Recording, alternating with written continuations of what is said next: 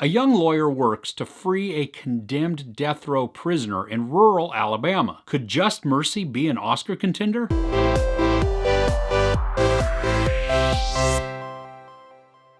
Now, personally, I don't care too much about the Oscars. I mean, I think that the people who work on the films, if they do a great job, they should be recognized.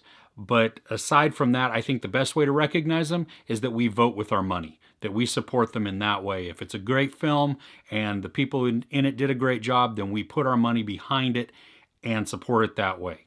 There you go. Michael B. Jordan plays real-life attorney Bryan Stevenson, who establishes an organization designed to help death row inmates who have little to no representation. The main focus of Just Mercy is on one particular case involving Walter McMillan, or Johnny D to his friends, who's played by Jamie Foxx. This is one of those movies that should slowly make your blood boil and break your heart all at the exact same time. The supporting cast is outstanding. First, we have Brie Larson, who plays kind of the operations manager to the organization that Stevenson sets up. She's quiet, she's reserved, but she's super smart, and she knows how to help.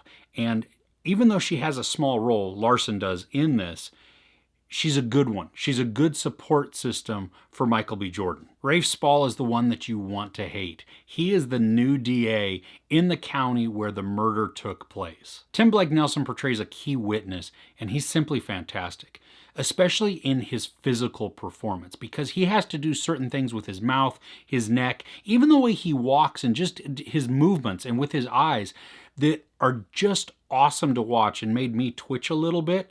But the way that he does it, it had to have been painful. It just, because it's not natural for somebody who is not this way already. And then when you see the pictures at the end of the film of some of the real life people, it's crazy at how well he did at portraying this person. O'Shea Jackson Jr. is in this, and while his story is kind of important, especially for later on, at least in the larger story of Bryan Stevenson, he has a very small role in this. Now, it's a bummer because I like him as an actor, but we just don't see too much of him. So he's fine in what we see him in, but, you know. Rob Morgan, who you may recognize as one of the deputies from Stranger Things, plays Herbert Richardson. His performance was spellbinding for me.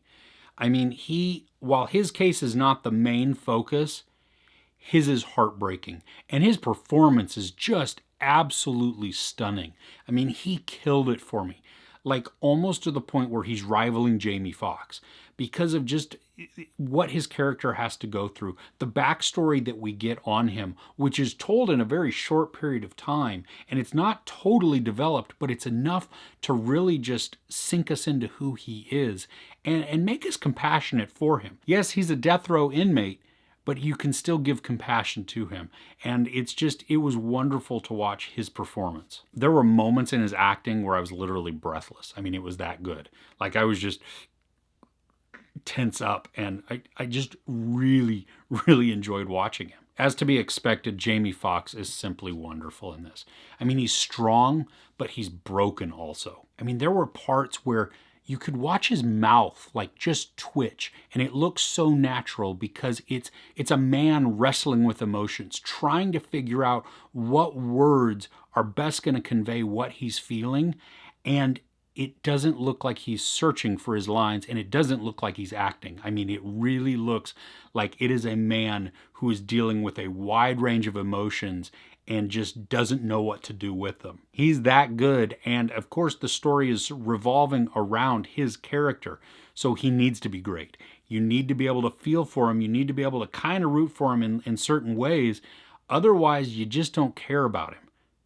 And that's important that you do care about him in this story about a case, about a guy on death row. And then, yes, we've got Michael B. Jordan. I have loved this guy since I saw him in The Wire and Chronicle. And then after that, Fruitvale Station, and of course, as Eric Killmonger in Black Panther. Now in Just Mercy, he plays Stevenson, and he plays it with such a humanity and optimism and almost a naivete, just in there a little bit.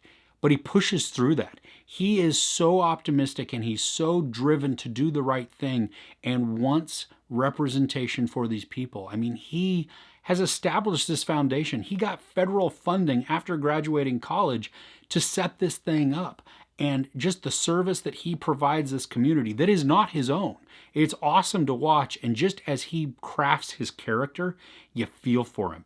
And there are times where you wish he would punch somebody else in the neck or the back of the head because they really deserve it. And then what he goes through also, just as retaliation. I mean, he's warned when he gets there, dude, you're not going to be popular. This is, first off, the Deep South. It's Alabama. And then you have just some white corruption. The movie is 2 hours and 16 minutes long, and at times you feel it.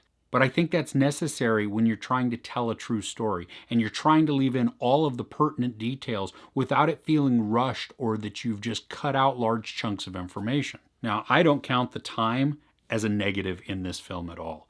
I mean, yes, I did feel it, and I was like, oh gosh, it's still going on, but I'm riveted to what I'm watching, and so just keep it coming. Not to say I wasn't bored in it. I noticed that it was taking a long time because the story demanded it. And who are we kidding? I sat through 3 hours of Avengers and absolutely loved that and didn't notice the time at all. So who cares how long it is if the story's really good? Now, no matter where you fall in the death penalty debate, this movie could really make you stop and think and just re-examine everything. And while I think the movie could be making an argument about capital punishment, it really has the focus of talking about justice, and justice for the underserved, for standing up for the rights of all people, regardless of their status, regardless of their education, regardless of their race. The first movie I saw in theaters in 2020 was The Grudge, and it was terrible. So I'm happy that the second movie I saw in 2020 is something to just cleanse my palate with awesomeness, and that's Just Mercy. It should be experienced and enjoyed by everyone. The scenery is beautiful in this when you're not inside the prison, and then when you are inside, it's claustrophobic and it's oppressive.